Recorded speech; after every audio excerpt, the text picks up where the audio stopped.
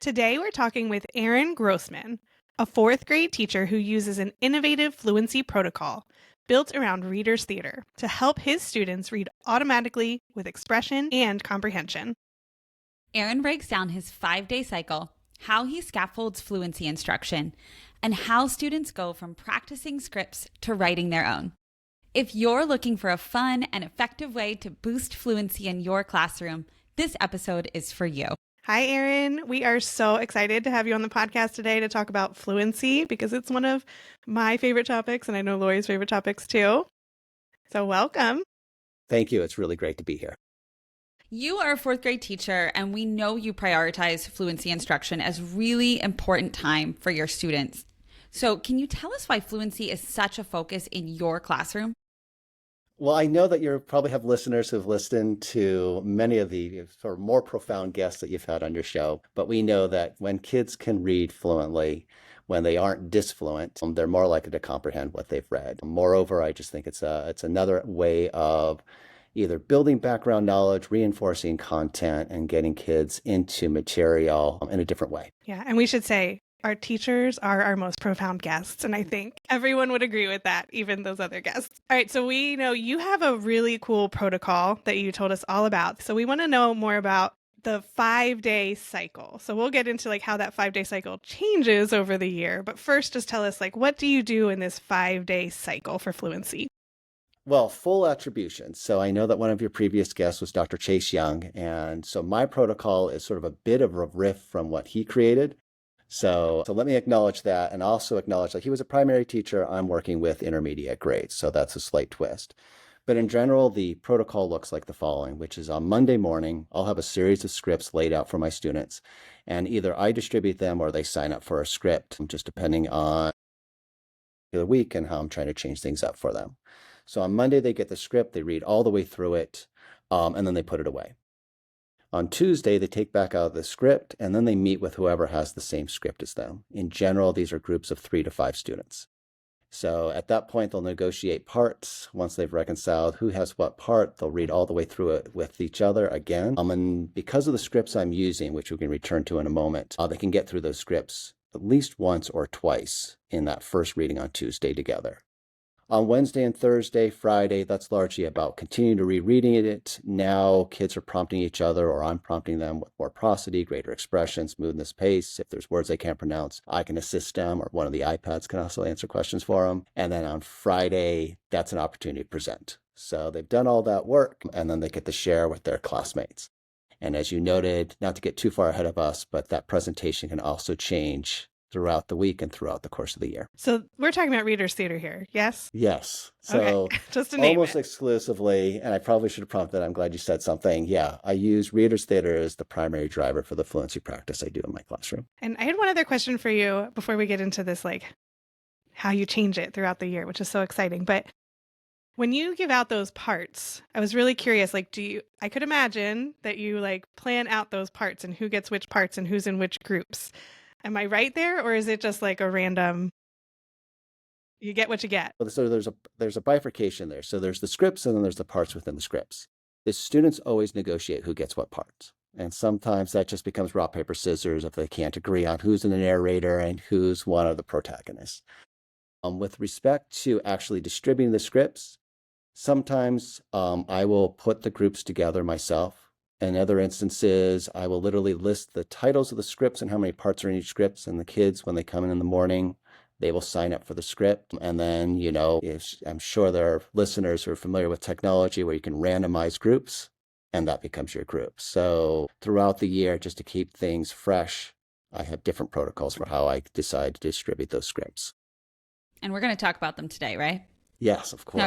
All right. All right. So you change this protocol over the course of the year, as students become more and more familiar with the routine.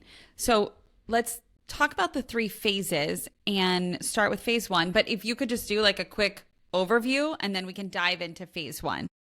And so, yes. So speaking very broadly, and I don't want to think that this is always linear. We can return to different phases, but at the very beginning of the school year, and this always takes at least about a quarter, I'm trying to get kids to understand, one, why are we even doing fluency? And I do break that down for them. I describe what fluency is. And one of your previous guests, Dr. Tim Rosinski, I use a rubric he created. And so I help them understand what that is.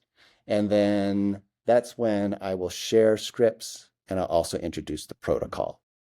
And what's important about the phase one, and I know that many of your listeners know this, one of the great paradoxes for teachers is figuring out how am I always moving forward while also filling any gaps for kids who might come to our classroom with some challenges. And so a lot of those scripts that I'm using in the first quarter, they're either previewing content or they're revisiting things that I just want to make sure they've mastered. So I have scripts around subject and predicates. I have scripts around, I'm fourth grade, I'm doing more work around habitats and ecosystems. And I want to ensure that they understand animal adaptations, which is a third grade standard. So the scripts can serve that function as well. I love that. That's so helpful. Okay. That really puts a good framework in my mind. Yeah, so we're building some groundwork in the first phase, and in the second phase, that's when we begin to iterate. So at that point, I've been doing most of the writing. I've been creating the scripts. Now in phase two, they start writing scripts. They're so familiar with the template and the protocol and the value of having a narrator and how a narrator can do the exposition in a setting. They just have a general understanding. So they're writing their own scripts, but I'm kind of, largely speaking, telling them which content they're going to be writing that from. So, 20 years ago, I was probably doing jigsaws with some of this. Instead, now what I'm using is the Reader's Theater script to present a chunk of text to their classmates. Oh, okay. We'll have to dive more into that. Yes. And then also in phase two, we changed the performances. So traditionally, it was always us performing with each other, and now they're performing with other classmates. Kids have been presenting so much in the first quarter that now they're seeing when we stand a certain way, when we use certain gestures, and so we become more theatrical with some of those script presentations. And then in phase three, that's when we get much more creative. So very recently, we grabbed writing from a second grade classroom, and then the task of my students was to take other students' writing of 7-year-olds and then turn it into scripts and really bring to life what somebody else had written for them. And then there's certain other things we can do in that phase as well, including just write a script on something that is of general interest to you instead of me being the person who's telling you always what to write about. Okay. So let's backtrack now. Thank you for that overview. Yes. I think that's helpful. Now that we have this framework in our mind, let's backtrack to phase one. How do you introduce fluency? How do you set the expectations for students? What skills do you focus on? How do students apply them? All this good stuff. Well, let me start with slowly. We don't want it. We know cognitive load theory, and you've had guests who've spoken on that subject as well. Sure. So we don't want to overwhelm them. So in general, the very first thing is we describe just what the value of fluency is. And at that point, it's how do we present information that is at an appropriate rate and we're reading accurately. And that very first script I'll share with them, in general, it's all of my students are reading from the same script so they can see how other students are actually interpreting some of that content. Then we move into the rubric that Dr. Tim Rosinski developed. And I'll be honest, I reformatted that a bit so it's a little bit more student-friendly language. And so we break down things like prosody, and specifically that includes appropriate expression, pace, smoothness, and we define what those are. Aaron, can I jump in? Because I know everybody listening is going to be like, where can I get this rubric? We will link it in the show notes. It's a fluency expression rubric. We liked it so much too, Aaron, that Melissa and I linked it in our book because it's such a great rubric to help students have that reflection on expression. Totally agree. So anyway, just if you're listening and you want this rubric, it's in the show notes. Probably also we'll share it somewhere on social media. So go ahead, Aaron. And maybe I should also add the phases that I'm describing for you. I know that's going to be linked in the show notes. And moreover, I actually linked to the Rosinski rubric as well. Oh, you did. You put it right in there. Yeah. Yes. There you go. And you alluded to it earlier at just2teachers.com, which is my own sort of teacher website. There's a whole section on Reader's Theater, and then you can see some more student-friendly interpretations of prosody as well. Yeah. Actually, that we should tell the story real quick that when we were thinking about guests for Fluency, we saw you on the Goyen Foundation's website, right? Am I right, Melissa? Yeah. And then Melissa was like, oh, Aaron. And I was like, oh, he's just 2 teachers. And she's like, no, he's just one. He's just one teacher. I was like, I know. His That's website. His website. Anyway, now everybody has your website too. Yes, and everything's free there, which is not supposed to be too self-referential. But if I'm going to allude to something, I do want somebody who's particularly interested in this. How do they bring it to life very quickly, Yeah. and without any kind of expense? And so, having defined prosody, having performed one time all the way through, that's when I start taking different scripts and putting them out. And we can go, what are some of the scripts I've developed? And I'll be perfectly frank, most of these are being developed with large language models in which I can put in very specific parameters around, this needs to be 500 words long. That's how I can get to scripts that can be read all the way through in about 5 minutes. I can define the number of parts. I can include key vocabulary. But interestingly, we start in August, and one of the very first scripts that my kids start working with is around indoor recess games. In anticipation of smoke days and then later snow days. Instead of me teaching them the games, we are doing what I, steal from Travis Kelce, two things at once. So we're developing fluency. We're learning different indoor recess games. Yes, I love that. Practical, but also Yes. with a purpose. And again, I just think you have a lot of teachers who are listening, which is, well, how do we do this? How do we always keep that instructional time productive? So for me, it's never just about fluency. It's always in conjunction with something else. And you're saying you start with something like that to get them into the routines. You wouldn't be doing indoor recess kind of things for the whole year. No. That's just the initial, we're just getting comfortable with routines. So this is something that's an easy lift for them.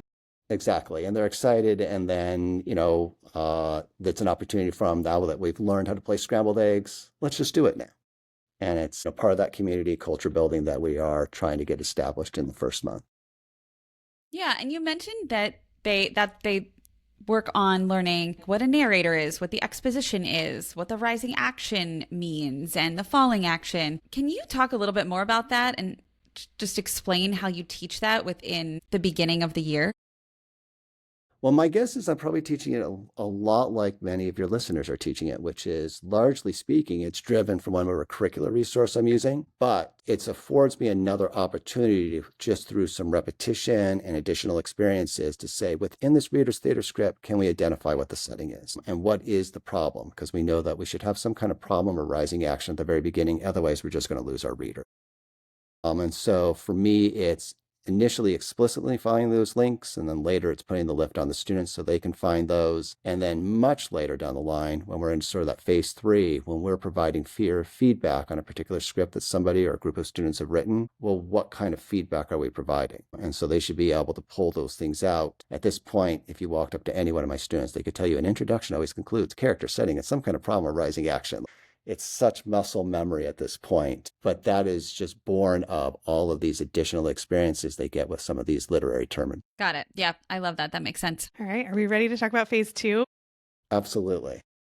So I'm most curious about, this is the phase where they start to write their own scripts. When you said it, I was like, that feels a little daunting potentially, right? That's a big jump from them reading the scripts that you've had them reading to writing their own. Now, I know they have a lot of time that they're spending in scripts, so they're familiar with it. But what do you do to get them to make that leap to writing their own scripts? How do you support them? So let's go back to, so in phase 1, I said everybody has a shared experience. And you're nodding your head, and I know my listeners would be too, which is just the value of a shared experience, because then we can continue to draw from that shared experience. So if quite literally the first script we ever read together, is something we've all done. Then when we do our very first script writing, I'll give them a piece of content that we're all going to change into some kind of reader's theater script. So I think the very first thing for that, the very first we ever used as source material was around energy. That happened to be where we were with science. So they took one of our outcomes, I put them in groups of 3, and each triad wrote a script, and they have a template for that. So it just sort of tells them we need to have a setting, what's character 1, character 2. So there is some pretty firm guardrails on the first script writing. And then within that, and I stole this from one of your previous guests, Lauren Prophet, who's a 4th grade teacher. I hadn't thought of it initially, but they rotate the pen as well, which becomes a key part of that activity. So if the first character speaking, I hand the pen and they write their part for the second character. And this goes back to 2 things at once. So we're listening, or we're focusing on some pretty soft skills, the social awareness or self-awareness. Are we engaged in what our other kids or what our classmates are contributing? And then from that, we tease out a script. What was that called, Aaron? The Where we're rotating the pen. rotating the I pen. think it's, Yes. is it rotating the pen or take the pen? I didn't hear. Well, probably either one. I tell my kids we have to rotate the pen, but you probably take the pen is probably a very similar riff. Pass the pen. We can call it. Yeah, We can call it what we want. Oh, that has a nice ring. Okay. All right. Can you talk a little bit more about that? So we're just real clear on what that is. Like they write something and then they pass it. Yep. Okay. So if you can picture, and we can link to some of these as well, picture a template where, so one of them is what's called a homework outline. So I actually have written the first 3 or 4 lines. So character 1, says, I'm struggling with, the following assignment. I should call the homework hotline. And then all of them read simultaneously, call 1-800, homework hotline. And then the next person who speaks says, hello, this is the homework hotline. What question do you have? And then that prompts the next person to say, well, what question would you have about this particular source material? And then from there, they're off. And then their task is, mine the text for whatever relevant evidence they need to share with their audience. And then how do we wrap this up and continue to engage whoever's listening to what we've created? So are they writing that about energy? Like they could do this homework hotline script about energy.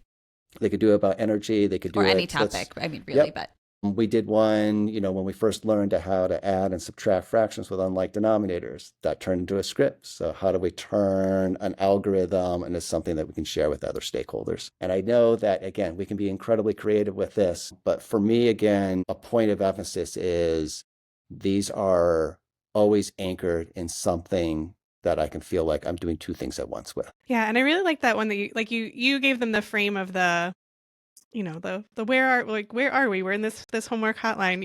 You gave them that, so they're not starting from complete scratch. I don't know what do I even do for a script on energy? So you gave them that jump start and a little bit of a structure with the questions and answers that I would imagine gives them more of a solid place to then just jump into the content and be able to bring that in as they finish that script. And I'm glad you note that. And I also would just call out the fact that the first templates I ever saw were from Rosalind Flynn. And so, she's an author, you can find her book, and I know that she's got some other content you can find online. But again, attribution, because I just think, like many classroom teachers, inspired by other people, and then we just sort of make it our own. Writing it down. We'll link it in the show notes. So Aaron, is there anything else you wanted to share about phase 2 as terms of, you shared how you get them into writing this script with support. Is there anything you do then to change it over the course of phase 2 so they're a little more independent?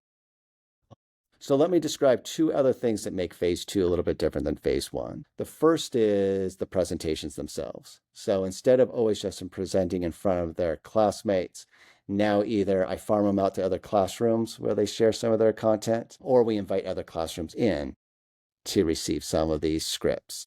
The other part, and I hope I'm clear here, the students themselves will begin to evaluate their classmates, not at the individual, but rather as a group presentation. So picture somebody has just done a presentation on goods and services, so one of our social studies standards. So the participants will evaluate smoothness, pace, expression, and so then it's not just always me who is looking for these things, but they get to pay very close attention to what makes a strong presentation. And that's back to that same rubric that you went over with them at the very beginning. At the very beginning, yes. Aaron, do they ever evaluate the content of the scripts? At that point, honestly, no, because I've probably, if there's something that's a little bit off, You've already addressed it. Yeah. I've addressed that. Where you get to evaluation of the content itself is then jumping into phase 3, where there are some peer editing so that we're clear on those things that we know are included in a strong Reader's Data script. Okay. Well, Let's let's talk just about it. go there then. Okay. I feel like phase 3, I'm like, what else could we do to it feels like we're at the final frontier. So when students are writing their own scripts, what happens after that, right? I'm hearing you say peer editing. I'm interested to hear what other tricks of the trade you've got. Well, and again, it's so we can all picture at the beginning of the year we haven't had as much structure and routines in places that we would like, but by the time we're getting close to spring break, one, our tolerance for, or our students' tolerance for boredom, wanes quickly, especially, I think, a generation that is so used to endorphin rushes from scrolling. And so it's like, how do we continue to promote fluency and keeping as engaging as possible for the kids that we're working with? And so the opportunities include, one, they're writing their own scripts. It shouldn't always be me who is the one that's doing the editing. So then we just use a peer editing protocol that I'm sure many of the teachers listening have already in place. Mine is a riff from two local educators, a guy named Mark Metcalf, another woman who's now retired, Katie Gillette, where they sit side by side. And there are some pretty firm guardrails again on what are we looking for. We can't look for everything. So do they have an introduction with those character setting and rising action or some kind of problem? Does it make sense how we ultimately get to our conclusion? There are some obvious convention pieces that we can look for, but largely speaking, does it make sense? And is this worth sharing with your classmates? And I think I alluded to this earlier. We're also now just grabbing things from other classrooms. It is incredibly charming when my kids take student writing in the primary grades, turn it into a script, and then get to present it for the kid who is the author. They light up. They must love that. Yep. And it builds relationships. So that's another opportunity in that third phase that wasn't afforded in this first couple. Do you ever do a buddy read script where like they might have something that the younger kids can decode? Or am I giving you a cool idea now? I think you're giving me a cool idea. To be fairly honest with you, I haven't done it that way, but that's great. I was thinking a lot about how when you said it builds relationships, often in schools they do like the buddy classroom buddy readers where the older students read to the younger students, but that would be really cool for the younger kids to be like, wow, this is my work that was changed into a script. So cool. And maybe there's like a couple words that they could say or repeat over and over again. That's so awesome. I love that. I love the concept. It's very cool. And I love you volunteering that. And so if people go to my classroom page, please reach out, because I just think I'm always blown away by what teachers do with research and how they iterate and make it stronger. I just think we don't tap into that wealth of knowledge as well as we should. But I am always just, again, like I alluded to Lauren Prophet, who just very simply said, how come you don't have them rotate the pen or pass the pen? And yeah, that's such a good point. Yeah. I was just thinking that you've taken a lot of research, like you said, Chase Young's research and Tim Rzinski's research. You've taken a lot of this research, but you're still making it yours as a teacher, right? And there's not the researchers aren't going to say things like that, like pass the pen or to create the scripts in a certain way. They say that this repeated reading is great, that readers theater has some impact for students, but all this is why we talk to teachers, is so that you get all of these really great ideas for how to actually make it real in a classroom and make it work for kids. And to build on that a little bit, which is, I think researchers are really, well, in general, right? I think there are three things we're always attending to, which is why, how, and with what. And researchers and academics are fabulous with why, and they're really good at directing people with what. But how is what teachers, and I think, again, to borrow from Rzinski and Young, who talk about that art and science and how you marry those two guys, the how is so much art. And so, you recently had on Andrew Watson, who talked about retrieval practice. And I think about the value of these readers' theater scripts are another way of addressing retrieval practice in a way that doesn't feel really obvious to the kids, but clearly is of value to them. All right, Aaron, we have a few really practical questions for you. Teachers need to know the logistical, how do I do this? You've mentioned a few times already, but I just want to stamp it. When you're writing the scripts or when you're giving the scripts to students, where do you find them or how do you create them? So I am using generative AI. I won't call out a specific one, but sure. What I've learned over time is it's really helpful for a couple of reasons. A lot of the reader's theater content that I was shared with me, especially as part of large adoptions, there are two problems that I notice with it. One, they're too long. Like, how do you get to repeated reading and leveraging the research on that when it takes kids 45 minutes just to get through a reader's theater script? Great point. So that was one reason to motivate me. And the other part was I wanted things that were always really tailored to things I was currently doing in my classroom. So using AI, I will pick out a piece of content and then I will say, I need 400 to 500 words. I need 4 parts. Every part has to speak the same number of words. I will even pick out key vocabulary words from things that we're studying. And then I'm able to embed that vocabulary in the script itself.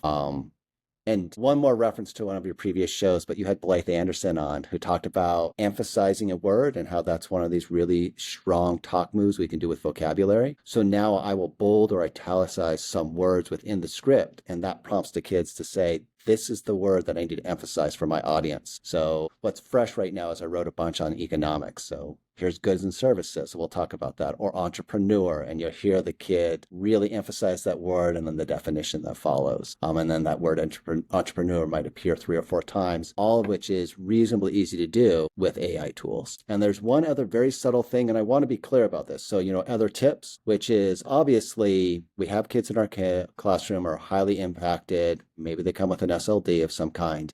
So either they're working with another professional to do some kind of repeated reading. If you're very fortunate, maybe families are able to afford some additional support. But in instances where they quite literally just can't even access something with Alexa of about 800, that's when you can use generative AI to say, can you make this one part completely decodable using only the following vowel patterns or diphthongs, whatever it is that you might have been studying with that particular student. Yeah, and So a those very are two big good ones. tip for teachers who teach lower grade levels, right? That they could do that same thing to create their scripts from what they've already taught in their phonics lessons. Yes. So those are two biggie ones. And then the other one that I'm sure people know, which is when I say that sometimes kids get to just sign up for the scripts, sometimes we know there are certain kids who just cannot sign up for the same script for any number of reasons. So I do want to acknowledge that. I don't have every year kids who just all magically work well together. We didn't think you were like a unicorn in this world. Don't worry. All right. So you kind of alluded to this idea of differentiation, but I want to give you the opportunity to talk a little bit more about it. Like if we do have, your 4th grade, if we do have a 4th grader who's struggling, who's reading several grade levels behind, what else do you do? I mean, I'm hearing you say you manipulate the words in the script a little bit, but is there anything else? Do you make it shorter? What else happens? And that depends, really specifically on the child, and we can get into IEPs, so by the time they're in 4th grade, largely speaking, there are some things in place for that child. So that's, a document you can refer back to. So if repeated reading and having additional opportunities work with the script don't work, you can, again, using generative AI. If I said this one's 500 words and everybody's speaking the same number of words, perhaps instead you say, I need one part that's limited to 18 words. So they get to participate fully, they get to be part of that community, but here the tweak is they just have to read less. And so the lift on them is a little bit lower than it might be for some of the other students. But I think, again, it's nuanced because as best as possibly can, I think we all know we want them engaged with grade level content, but sometimes sometimes that's very challenging. Yeah, I like the idea of that they're still participating in the activity and also tracking and hearing that fluent reading. And I think we would scaffold up too, right? Like work on more words as time goes on. So I love thinking about that. And let me volunteer one more, which again, I'm sure there are people in the audience just going, how come you didn't say that first? Which is sometimes you just choral read. And so all 4 participants will be reading along together. And so that's another supporter scaffold, also born of research. And so easy. Very easy. Yes. Jinx. So as we're talking about differentiation, I'm thinking about assessing students. I'm wondering if you do any kind of I'm wondering if you do any kind of actual fluency. My earbud. Yeah. I'll start again. I'm just wondering if you do any kind of fluency assessments throughout the year, and does that play any role in, your groupings or anything like that? And I'm also just curious if you see improvement in fluency from all this work that they do. So I certainly do a reading curriculum-based measure, and I do it with all of my students. So some are probed more frequently, but for all of my students, at the very least, I'm doing it monthly. So that's one way of tracking how kids are moving.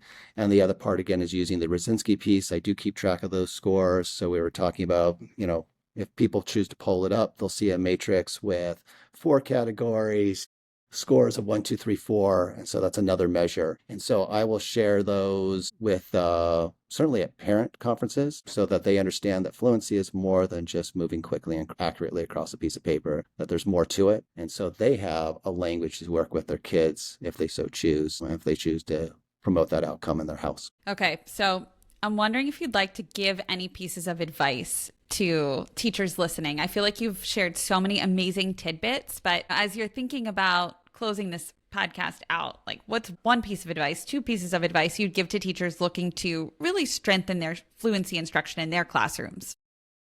Well, I'm going to be a cliche right now, which is it's that leap of faith, which is the first ones they don't go particularly well. They're awkward because everybody's getting used to that, especially when we're talking about August, where if kids are still kind of risk adverse, you haven't established that culture. And so like so many other things, you got to kind of stick to it. And then you'll know your room, you'll know what they need to be successful with this. So I always think, do it at least 2 or 3 times. So that's the first one. And the other one is, again, the real value and utility of short scripts. So Dr. Young talks about this, but again, just to keep reinforcing this idea of if we're not getting to repeated reading, we're not going to get to the kind of prosody that we're hoping for. So those performances on Friday can become pretty flat, again, if they're just slogging through something and they've only had a chance to go through it maybe once or twice before then sharing it whole class. Great advice. Yeah, a really good point, right? And the whole point is to do it multiple times. Yeah. All right. So if we're looking on the Just Two Teachers website, what can we find? Our listeners, I'm sure they want to know. Well, there's a lot on the Just Two Teachers website, and it's just because I've worn a number of different hats, but there is a Reader's Theater section. So if they go to the website, they'll see a frame. There's a Reader's Theater section. Because I've taught multiple grades and I've been doing this for a while now, I mentioned indoor recess games, but I do ones around Aesop fables because we want that background knowledge. So again, I could just keep reading to them, but here's another way of building understanding of Aesop fables or famous fairy tales, because we know there are communities in which kids are just unfamiliar with these stories. But then there's allusions to them constantly as we get to intermediate grade content and especially middle school literature. There's lots of stuff around science. I do a whole thing on the language standards. I have a bunch of content on math. And so I've done the best if I can to really be very broad and what these scripts are addressing. So that would be one thing. And then they're also going to find all kinds of tools around inclusion, around PBIS, but everything that they would find there is absolutely free. My entire first week of instruction is posted there. And then one last piece, which is you asked about the protocol at the very start of this. There is a short 5-minute video of my kids sort of engaged in the protocol and reflecting on it. So if people wanted to see what that looked like from a student's perspective, they could see that. I was going to say that if you didn't. I just found that video today. That's great. Amazing. Oh my gosh. Well, it sounds like we'll be linking your website in the show notes, among other places. So thank you so much for this amazing work that you do and the contribution that you give to your students and also this literacy learning community every day. Thank you. Thank you. And sincerely, thank you very much for having me on. This was really fabulous.